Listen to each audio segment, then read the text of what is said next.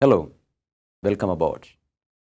I am Dr. Rajshekharan Pillai, your mentor throughout this course. This is an introductory course on research methodology. In this video, we will discuss the concept and definition of research and the criteria needed to classify research as meaningful and useful to managerial decision making.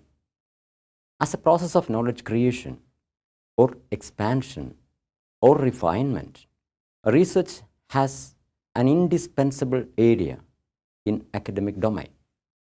Business research is a process of acquiring, analyzing, and disseminating relevant data insights to decision making to take appropriate business actions. Our drive to research emanates from our need and desire to know more. Research is a scientific and systematic investigation for pertinent information on a specific idea. In this course, we will discuss the procedures and the techniques used in making a scientific investigation to provide ample business intelligence and decision support system. Well, have you heard of evidence-based management? It's nothing but a systematic use of the best available evidence to improve management practices. Evidence-based management translates research findings into practice using the practitioner's expertise and judgment and drawing evidence from the local context. Let's assume that the HR unit of an MNC is planning to implement some austerity measures, which will definitely have repercussions across the businesses.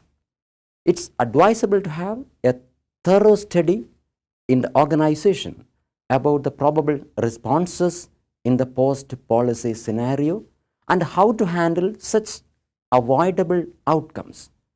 In addition, ample time could be expended to critical evaluation of the best available research evidence from the repository of knowledge.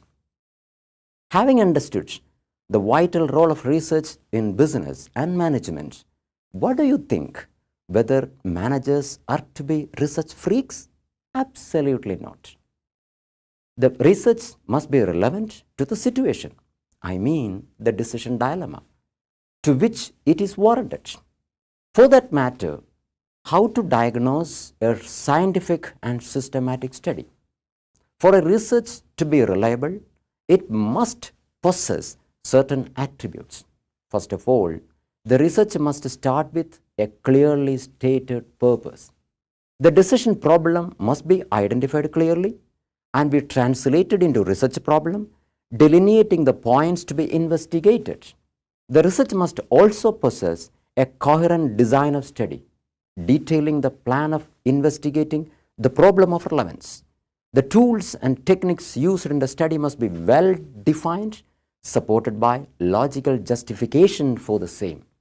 For example, why the researcher used survey methods instead of interview methods, or the method of observation. Why did he or she considers a particular sampling design? Why is a particular statistical tool instead of the other? And so forth. Thirdly, the results of the study must be presented suitably with logical interpretations, inferences, and their business implications. Fourthly, the researcher must maintain the highest ethical standards by being unbiased. And lastly, the research outcome must have ample replicability and generalizability. I hope you have understood what are the major sources of research inputs. Let's summarize what we have learned in this video. Research is a scientific and systematic search for knowledge. Business research offers input to managerial decision making. Research must possess attributes of replicability and generalizability.